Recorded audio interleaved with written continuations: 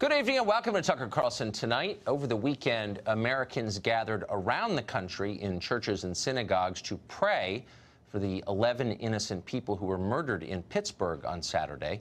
They bowed their heads. They asked God for healing. They thought hard about how to bring the country together, how to improve themselves, how to be kinder to the people around them. That's the America that you grew up in, a decent place full of decent people trying to do the right thing. But there's another America, too. It's the America of cable news and social media, of CNN and Twitter. In that America, political operatives rush to the scene of human tragedy, hoping to leverage it for political gain. They make snap judgments on the basis of incomplete evidence in order to implicate their political opponents in crimes they did not commit. They use fear and rage to accomplish what reasoned argument could never accomplish. They commit moral blackmail. Typically, their aim is gun control. A crazy person committed an evil act, therefore you must be disarmed. But this time, that's not their goal. This time, their goal is more comprehensive than that. They want to take charge of what you are allowed to say and think. How are they trying to do that? By blaming you and your opinions for the crime. Watch.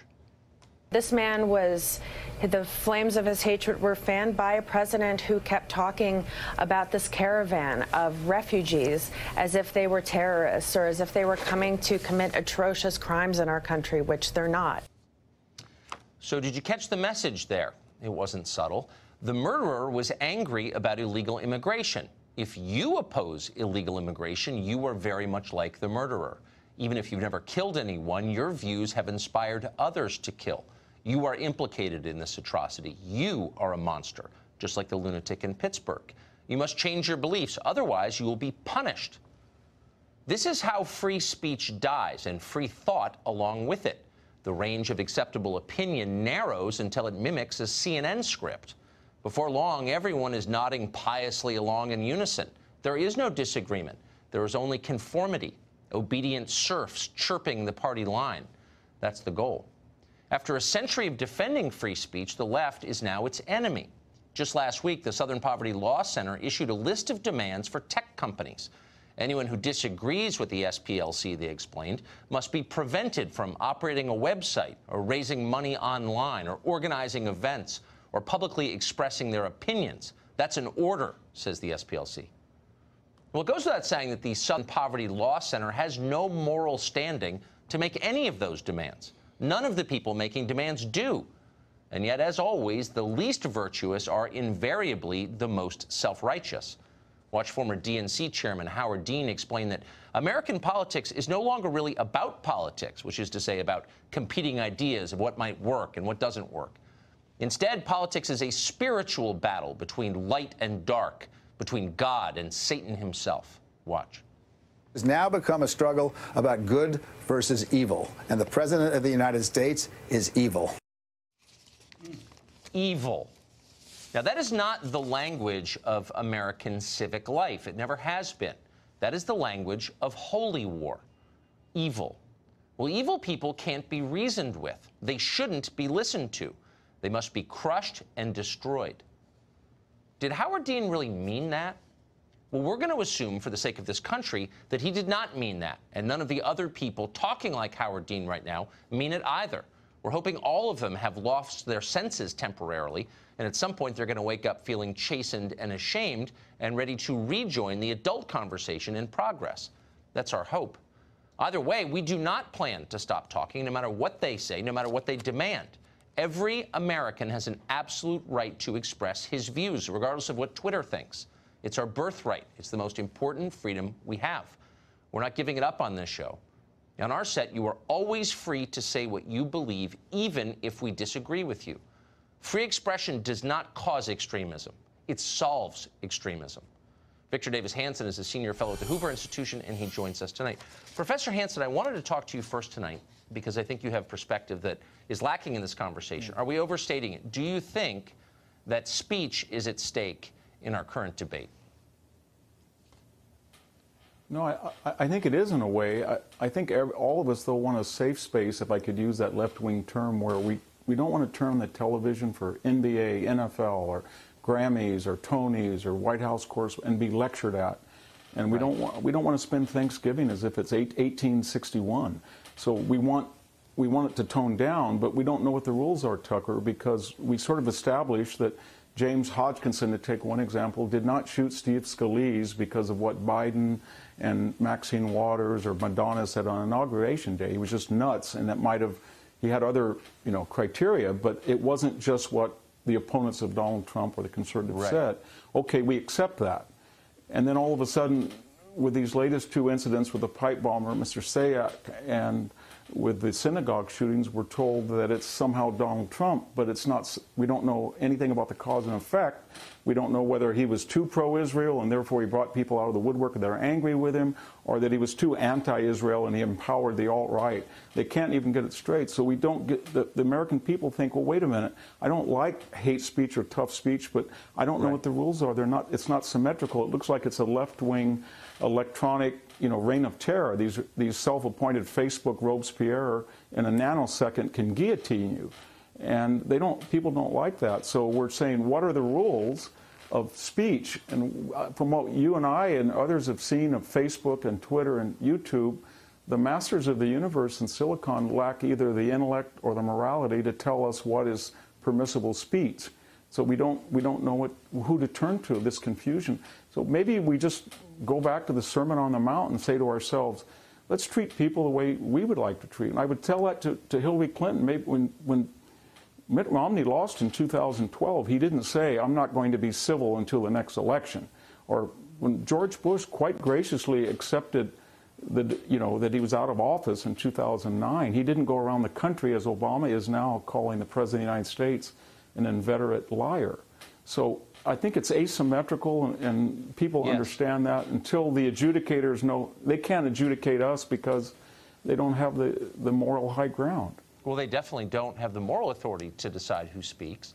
But I wonder if their assumption is right. So what they're saying is that certain ideas are so bad that they cause violence. Yeah. And I wonder if it's even possible for any society to ever squelch ideas. Doesn't that cause, and I'm not just saying this is a left-right phenomenon, it's just a human phenomenon. When you try and prevent people from having unapproved thoughts, don't you create extremism? Yeah, I think that's an age-old dilemma. It goes back to the Greeks, and we in the West have decided that we don't want the medicine to be worse than the disease, of censorship and setting up a censor board that tells us who can say what. So we err on the side of free speech, and it's especially pertinent when the people who are wanting to censor free speech right now don't want to do it symmetrically. They feel that because they're more noble, or that Donald Trump is some type of ogre, that they have deserved, because of their noble ends, any means necessary to further their moral project. And I think that's got people very, very angry and sort of alienated. Well, I mean, anytime you have what is in effect a religious conversation, a theological conversation that begins with, I'm a good person and you're not, how can you hope to make progress? How can you solve anything if one side believes itself to be saved and the other damned? Yeah, you can't, and you have to be empirical. So you have to say this particular act in this particular person's mind occurred because he heard this particular person say something, or a climate. Nobody's been able to make that cause and effect, and in the absence of that, as I said, in a nanosecond, all these half-educated people get on at some of the clips you pay, and then they say, I accuse you of all this. And everybody's afraid. I mean, you and I are one, and you especially, are 1 nanosecond away, one slipped word from being your head electronically chopped off. Yep. And that's what we don't want. Every day I think that, but I think it's important, more important than it's ever been, to tell the truth and be honest. Thank you, Professor. It's great to see you. Well, you have to speak up against it. Yeah, absolutely. Yeah, I think it's important. Thank you. Robert Woodson is the president and the founder of the Woodson Center. He's the author of The Triumphs of Joseph, and he joins us tonight. Thank you very much for coming on, Mr. Woodson. You're one of the people we go to at a time like this. The obvious question is, what do we do? I don't think either side wants to see the level of political intensity and rage that we're seeing right now. What's the answer to it? We've been here before, during the 60s, during my era, when 4 little girls were blown to death, blew up in the church, and Emmett Till was killed. Yes. And we had the bombings of Dr. King's house, almost killing his wife and his child. Even in the presence of that, what stimulated solutions were the civil rights movement engaged in debate within itself.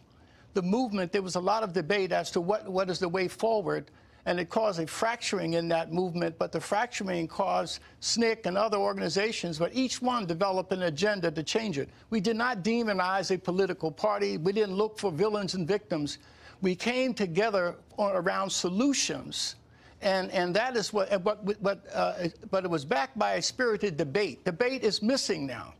The issues today is the loneliness, the feeling of the lack of content and meaning in people's lives that's leading to suicide, yes, a record number, violence, isolation. And right now, for anyone to speak up to address that problem, they're being vilified because you either have to declare yourself as being on one side of it or the other. But the answer, though, is to give the people suffering the problem their own voice. Right now, people on the political left and right, the extremes, presume to speak for whites on the right, and others who presume to speak for minorities on the right, on the left. I believe that whites in trailer parks have more in common with black and browns who are in these toxic communities. In my organization, the Woodson Center, we have 3,000 of these groups who come together and meet, and racial antagonism is never an issue. The problem is that the groups that we represent, they are not given a voice. The others, they're represented by people who really don't represent their real interest. Yes. And these are intellectuals, elites, who are getting to denigrating the values of this country, and those values of our founders may be used as political tools by both the left and the right. But for grassroots leaders who are struggling with drug addiction, loneliness, those principles and virtues are life-enforcing. They're the ones, these values are the foundation upon which transformation and redemption. Right. So what we need is to give the people who are experiencing the problem their own voice. There's no place in this country where a low-income white, black, Hispanic can come together and say to the country, these extremes do not speak for us. Right. The Woodson Center is trying to promote that kind of... And the people who claim to be our leaders weren't elected by us, and they're not our leaders. And our civil rights movement has morphed into a race grievance industry, and it's lost its moral authority. I wonder, since you were there for the civil rights movement, right in the middle of it, the last time this country felt like it was coming apart, as it does now, I wonder if that could have been peacefully resolved if social media had existed then. That's a good question, but I really think that the commitment of people there, this was a movement of inclusion, not exclusion. Right. We believed that we were holding America to live up to its promise. Right now, people are denigrating those values and saying to blacks, because of the legacy of slavery and discrimination, that America is to be ever condemned. And we reject that notion. The very fact that blacks fought in every war in this country and not one is ever convicted of treason. Yes. Because we believed. I was coming through the airport last summer, and I saw 90 veterans being wheeled in to come to a ceremony here, and I just wept. Yes. Because I thought about the sacrifice that they have made. Blacks and low-income blacks and whites in these low-income, working-class neighborhoods are America's patriots. That's right. They are the ones who should be given a voice to speak for themselves and not let these extremes speak for them. I agree with that completely. Robert Woodson, thank you, as always. Thank you, Tucker. For the perspective. I appreciate it. We should add that free speech is discussed at great length in a new book called Ship of Fools. You can order it now. It's online. Meanwhile, it was driven off the front page for a couple of days, but the migrant caravan is a real thing, despite what they may be telling you on television. There are actual people in it, and it raises actual questions that, as a citizen, you have a right to debate openly. And we're going to do that after the break.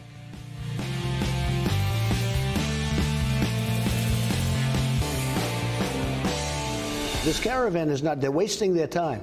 They are not coming What's into the military going to be able to do? Obama and Bush both sent the National Guard. But it had no effect. They're not me. This is I'm sending up the military. This is the military. And they're standing there.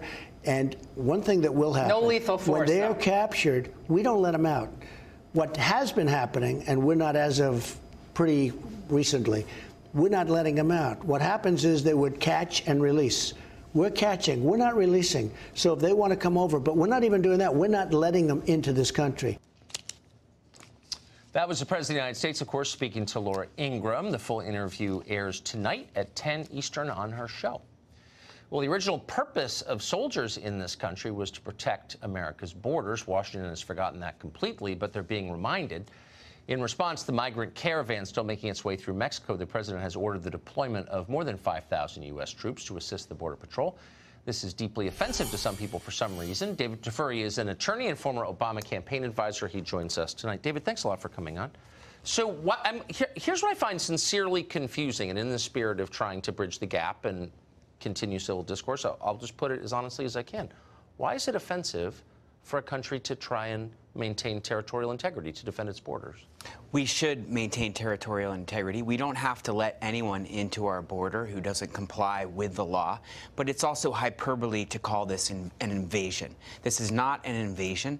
These are people who are economically in trouble, who are also facing security concerns in Honduras, and they're trying to come here to apply for political asylum. They may not deserve... I'm sorry, I just want to question your assumption. How do you know that? Has there been a census of this group? Do we know anything about them? We know nothing about them. We do know their names. We don't know their motives. I mean, isn't that kind of the point? We actually don't know. And I'm not calling them terrorists or saying, I'm not attacking them. I'm just saying we don't know, right? Well, we know they don't have weapons, and we know they're not a foreign army. And some reporters have spent time with them, and we know that some of them are economically depressed persons. Some of them are young children, old people. Sure. These are not people coming to attack us, but they also don't necessarily deserve to come into the U.S.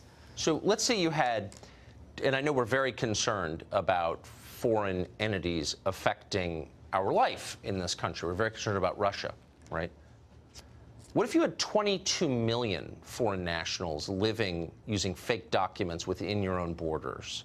What would you call that? 22 million. All of them, again, using fake federal documents here illegally. Why would that not be an invasion? What would that be? It's not an invasion. It's 22 million? We have illegal aliens here, people who are here unlawfully, and we need to do something about that. But if you had 22 million foreign nationals living in your country under false pretenses, subverting federal documents, wouldn't you be completely freaked out about that? Let's say they were Russians. They're all from Belarus. There aren't even 22 million Belarusians, I don't think. But if there were, you would be hair on fire upset, wouldn't you? I would be hair on fire upset if they were doing things to compromise U.S. security, if they were doing things to compromise our foreign policy or to compromise our Constitution, compromise rule of law. But many of these 22 million are actually gainfully employed. They have families. Well, most are. They're in school. No, but most are decent people. I mean, look, I'm not attacking them. I never attack them. I think they mostly come here because it's a great country. I get it. But isn't the lesson of 9/11 that you want to know who's in your country? Yes. We have a Real ID Act in response to 9/11 that says that federal documents cannot be forged. You can't use fake ones. If I try that in an airport, I go to jail. We've got 22 million people doing it every single day. And that's not a security concern because what? Because they vote Democratic? Sincerely. No, that is a concern. And that's why we need an immigration law that deals with these people orderly. Some of them need to be sent back to their countries. Some of them need to be processed so they become legal. That's what Congress is supposed to sort out, and it has not sorted out. If I go down to my bank and try to open an account using fake federal documents, well, the response from the cops being like, you know, we need a comprehensive approach to this. It's cool that you did it. I get it. You've got a family. You're just trying to open a fake bank account because, you know, you're probably a good person. We need a broad comprehensive. No, they say, no, felony, jail. Exactly. And so why are we allowing 22 million people to do that and I can't do it? In other words, why are we giving the benefit of the doubt to 22 million foreign nationals but not to American citizens? And the reason, of course, is because the Democratic Party is hoping that they'll be Democratic voters. Tucker, you can't put this all on the Democratic Party. Well, what's the Both the Democratic Party and the Republican Party together have utterly failed to pass an immigration law that would deal with this problem that you're rightly concerned about. Let me just stand corrected. Actually, you're saying something that's basically true. The Democrats are hoping to make them all voters, but the Republican Party, which just watched Trump get elected on the promise of building a wall and then didn't, deserves a lot of blame. I actually agree with you, so I'm sorry that I didn't mean to sound partisan. You're right. They're both responsible. But so given that fact, which is like a complete disaster and makes a mockery of our laws, the rule of law itself, why shouldn't we be pretty concerned about thousands of unknown people demanding entry? They just turned down residency in Mexico because they said, we have a right to come to America. Why shouldn't that bother us? None of them said they have a right to come to America. Yes, they did. They want to come to America. No, they think they have. And by the way, they are coming to America. They have announced their presence. We all know they're coming. They're going to come to a border. They're going to try to apply for political asylum. Many of them will be denied and should be denied. But why would what they are not doing, why wouldn't they what they are not, denied? it's important to note, though, what they are not doing is what you're complaining these 22 million people did, which is came here illegally across the border without people knowing. No. This group is actually going to come here, true, announce their arrival, and apply for political asylum. False. Yes, a lot of our aliens without documents, undocumented, whatever, illegal aliens in this country came here legally as and became refugees and never went to court because they're released into the interior of the country, and 90% of them stay here, as you know. So this is exactly how people got here in many cases. But I guess the point is, if they want to apply for asylum, why didn't they do it in Tegucigalpa? I mean, why should we take seriously a claim of asylum if you don't go to the embassy? I have an easy answer for that. You can't apply for political asylum in the country you're from. You have to leave your country in order to apply for political asylum. But that's why a basic you apply aspect to of come political here asylum. legally? There's not a war going on in Honduras. It's just a poor country. It's mismanaged. I get it. I feel bad. But these are illegitimate claims by their nature. Apply legally like everybody else. Right. They have to go to a foreign country to apply. So the better argument that you could make is, why aren't they applying in Mexico rather than the U.S.? Why aren't they applying to come here legally like everybody else at the embassy in Tegucigalpa, I think we can both agree the reason they're not doing that is because they know they will be denied. Exactly. Then why should they take you seriously if you're trying to subvert my laws the first day? Is that all of these remedies that we're looking at now are Band-Aids. What we really have to do is help countries like Honduras fix the problem, fix their rule of law problems, fix their security problems so they don't come here. That's in their interest and our interest. And it takes leadership that neither Democrats nor Republicans have showed so far. 50,000 people died last year of drug ODs. There are hundreds of thousands of people, Americans, sleeping on the street tonight in this country and relieving themselves on the sidewalk. I think our first obligation is to them. I really do. I really believe that. No one else seems to think that. I think that. I agree with you. Okay. Then maybe way down the list would be the people of Honduras. Because they're not Americans. But you're sitting here talking about how worried you are that thousands of Hondurans might come here to the U.S. What I'm saying is we can solve that problem if we help Honduras improve the economy, improve security, so people don't want to leave. Okay, that's not the solution. Our job. Our job is to watch over Americans. And it's more than it's not our job. It's in our interest. Yeah, but you know what? It's super complicated. No one knows how to do it. We've been trying for a long time to make those countries better. It hasn't worked. I believe America's faced tougher problems, and we've overcome them. I don't think we've overcome any of those problems, actually. Beating a foreign army is a lot easier than look at the Marshall Plan after World War II. Okay. We helped fix Germany's not Honduras. But before we're out of time. They're telling me. I'm sorry. I appreciate your coming on. Thanks, Tucker.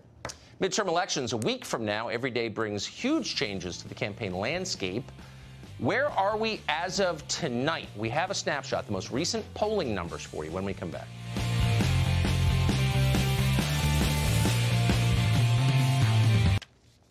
San Francisco is a great American city, maybe the prettiest place in the North American continent, but it has an awful lot of problems.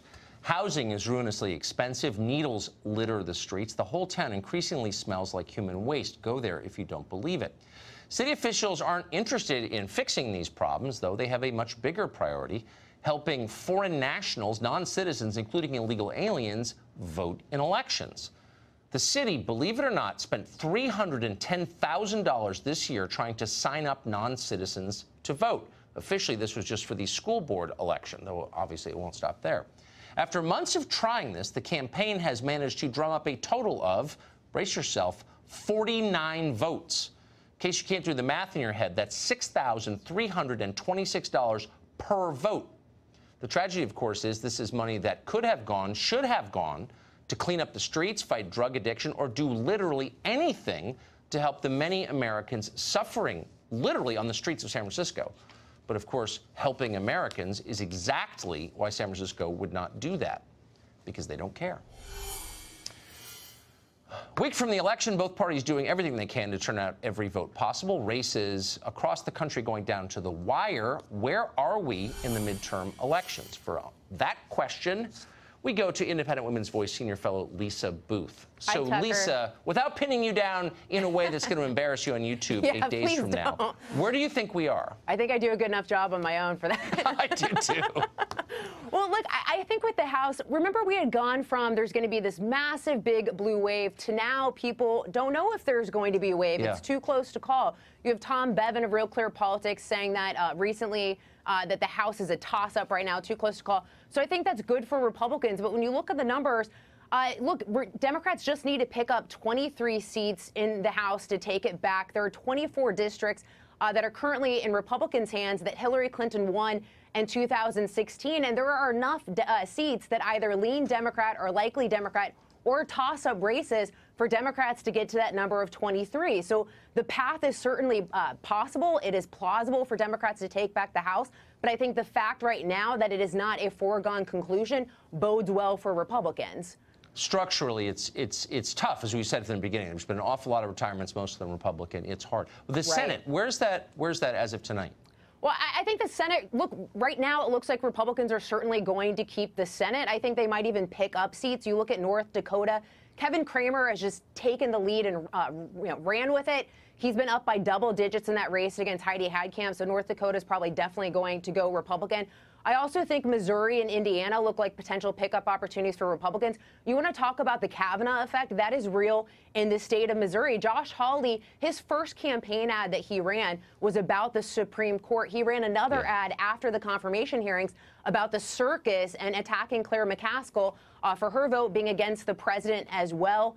So I think that plays out there. And you look at places like Arizona and Nevada where Democrats are hoping for pickup opportunities. Those races have been in the margin of error, but Heller has been up in some of these polls. So I actually think Republicans will retain Arizona and Nevada. That would be a huge win. But I don't want to embarrass myself. Okay, we're saving the tape. Lisa Booth, thank you for the update. Thank you, Tucker.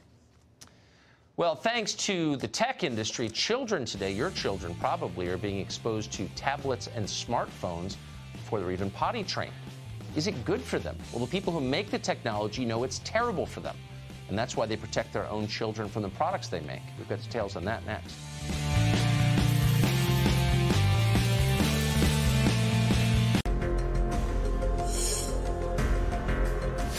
It's almost impossible, in fact, it is impossible for a kid to grow up in America right now without constant exposure to screens.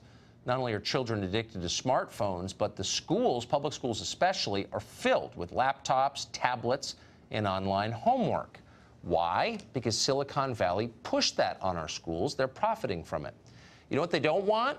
That garbage in their own kids' schools. According to the New York Times, tech elites are keeping screens out of their children's schools and teaching them to play with real toys instead of digital ones. Why? Because they know screens are poison. They should know they make them. Tom Kirsting is a licensed psychotherapist, author of the book Disconnected, How to Reconnect Our Digitally Distracted Kids. Tom, I know that you remember very well, and maybe some of our viewers will too, it was only 5 or 6 years ago that all the dumb people, the fad adherents, were telling us the most important thing we could do was to put iPads in every school in America and our kids would magically get brilliant. This was a lie pushed by Apple, and they all believed it. What do we now know about that? We now know that that is absolutely false. Something I've been lecturing about for 10 years. I've been going out there, stomping the ground, trying to get parents to really see what's happening, what this stuff is doing to kids' brains, how that is affecting their kids' emotions, why we have so much anxiety and depression, why the suicide rate is through the roof. And now you have the tech execs in Silicon Valley that are actually preventing their own children from using these devices. And when I saw that piece, I was thrilled to hear that, because maybe now, we can educate other parents that aren't as aware as these Silicon Valley tech execs are. But, I mean, Philip Morris executives never gave Marlboros to their own kids. Right, so I guess this shouldn't surprise us. What surprises me is that none of the people selling this garbage to our children, marketing it to them, pushing on them through their schools where they have to obey, are ever held accountable for what they've done. Why is that? It's unbelievable. It's got to be. Must have something to do with behind-the-scenes lobbying and special interests and things of that nature. Now, these tech execs, if you read some articles on it, there's a large amount of students that go to the Waldorf schools out in Silicon Valley, and those schools do not allow any form of electronic devices. It's all paper and pen learning. And I think in one of them, 70% of the students in one of those schools are the sons and daughters of Silicon Valley tech execs. So they know things that the average parent out there doesn't know, and I'm glad we're having this discussion right now. But they sell the products anyway. They sell them and they anyway. don't alert the rest of us. And school district after bovine school district continues to believe that technology is the key to education, and they never warn anybody about the threat that they clearly perceive. Right. And I work at a school during the day for 22 years, in addition to being a psychotherapist. And the biggest thing that we're trying to get a handle on is the mental and emotional well-being of our children. So 23 years ago, it was really more about education. You'd have a school counselor that would help kids with their schedules. Now it's part mental health and part education under the public school umbrella. How many, since this is your world, how many educators do you run into who really understand the magnitude of the imminence of this threat to kids from technology? The educators that I run into, that I speak with, they know it anecdotally because they see it, firsthand in front of them every day. But what they need to do is read more. Like my book really underscores everything with statistics to back it. We need to get parents out there hearing experts like myself discuss the ramifications, not just mental health, but also the family system. When you look at families nowadays, it's sort of, I liken it like this. An average family of 4 is really more like 4 individuals living a solitary life under the same roof staring at a screen. Exactly. But by the way, people can't read anymore because their brains have been trained to read 50 words at a time by the iPhone. Their brains have been destroyed. All of ours have been. We're going to look back on this moment and say, I can't believe we were so passive in the face of something that was killing us. You better believe Tom, thank you very much. Thank you, Tucker. Well, Hillary Clinton just made an awkward, racially tinged joke. Should we give her the benefit of the doubt? Does anybody get the benefit of the doubt anymore, ever? Mark Stein joins us next to discuss.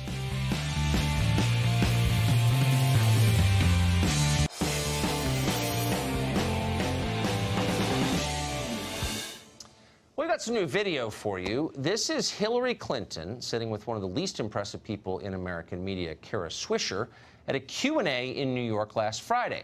Watch this. Clinton makes a small, racially tinged joke, for real. What do you think of Cory Booker's, and you didn't comment on him and you feel free? Oh, I adore him. What do you think about him saying kicked him in the shins, essentially? Start to get to that kind of political. Well, that was Eric Holder. Yeah, Eric Holder, yeah. I'm sorry. Yeah, I know they all look alike. Well, we disagree with Hillary on just about everything, obviously, but in this case, we're willing to give her the benefit of the doubt. She seemed like she was just making a joke. We don't assume that she's exposing some kind of latent racism. We're not here to publicly shame her, not over that anyway. Lots of other things you could shame her over. The question is, though, would Hillary and any of the people who support Hillary extend that same benefit of the doubt, that same courtesy to you? Author and columnist Mark Stein has some ideas on that question, and he joins us tonight. Mark, do you think if you said something like that, Hillary Clinton would say, Mark Stein, like, I don't know his heart, I'm willing to judge him on the case he makes, I'm going to let, he's probably just kidding. Do you think she'd say that? No, and she wouldn't say it about if you had made that remark either. Nevertheless, I'm inclined to agree with you that there are 40,000 reasons to hound Hillary Clinton out of public life. Yeah. But this isn't one of them. And I go back to what Victor Davis Hanson said at the top of the show when he used that line, the cure is worse than the disease. The cure is worse than the disease, Head. A society that destroys people over one remark like this is actually a very ugly and evil society, whatever wrongs it might think it's trying to right. Hillary here, by the way, I'll say something else too. Hillary is not the most sophisticated kind of communicator. No. Here, she is someone who can tell Cory Booker from Eric Holder. One's got a mustache, one has no hair. It's not difficult. So she's not actually using the line that all black people look alike to her. She's actually ironically teasing about an old cliche that she is not using for real. And actually, that kind of ironic sense has all but been obliterated from public life now, where if you say something that is sly and ironic like that, you're assumed to mean it for real, and you have to be hounded from public life. And what I guess gets me is, look, as someone who said a lot of dumb things, and I'm sure will in the future, I hope that I always have a chance to explain what I meant. And it seems that nobody has the right to have an apology taken seriously or an explanation considered seriously. It's, we caught you, it's over. I don't know who makes these rules. Well, one of the consequences of that is that everybody then winds up going around tiptoeing on eggshells, right? And you can never tiptoe enough. Steve Martin made a lasagna joke. He tweets 1,000 times, and he thinks, oh, this tweet's a bit edgy, this one's a bit provocative. He had no idea the lasagna joke was going to have people urging him on Twitter to just go and kill himself, or to finish him, or to obliterate his career. And we can't have that. At a certain point, we have to let Hillary survive her, or they all look alike joke, because the price of living in a world where one little remark absolutely destroys you, the cure is worse than the disease. I know. And I wonder if all these people encouraging the mob on these cable channels ever think about the country they're creating. All right, take a look very quickly at this horrifying image. This is CNN's Lester Holt, of course, of NBC, dressed up as Susan Boyle, the singer. He has changed his appearance in a way that is now very controversial. He wore that costume for a Halloween episode of The Today Show. Megyn Kelly, of course, was just fired for suggesting that it wasn't always bad to dress up as a member of an opposite race. Look, I want to be clear. I'm not drawing, I don't think there's an equivalence between the two. There's a long history of one and not of the other. But I also wonder, I don't think there are like 5 people in America who'd be deeply offended by what Lester Holt did. I'm not offended by it. Maybe, though, if you dress like that, you should be slightly less self-righteous in the face of other people's transgressions. I guess that's the point I would make. I think there's an element of Susan Boyle-phobia in that white face, which is offensive to, Northern English women of a certain age. But the fact is, again, it's not about anything real. There is the minstrel tradition, the blackface tradition in America, is dead as a doornail. Bing Crosby, 1942, he wore blackface for an Abraham Lincoln number in Holiday Inn. 10 years later, when he made the film White Christmas, he did a minstrel number in whiteface. Somewhere between 1942 and 1952, an entire tradition no longer became respectable. And again, the cure is worse than the disease. Yeah. I was down in Australia when I believe a Kanye West fan, she went to a party. He was her favorite celebrity, so she went to a party dressed as Kanye West. She's a nobody. She's 19, 22 years old. She's at the start of her life, and the entire Australian media wanted to destroy her. This is actually evil. I would like Lester Holt to do the news as Susan Boyle for a week. We should all get over this stuff. I know. Let people apologize. If there's no forgiveness, then you can't have a functioning society. Mark, thank you very much, that's as always. Right. That's true. Thanks a lot, Tucker. Well, one of the Mueller investigation's top cooperating witnesses now says he doesn't want to cooperate. He says he was framed. He'd like to get out of the plea deal he made with the government. George Papadopoulos is that man, and he joins us next.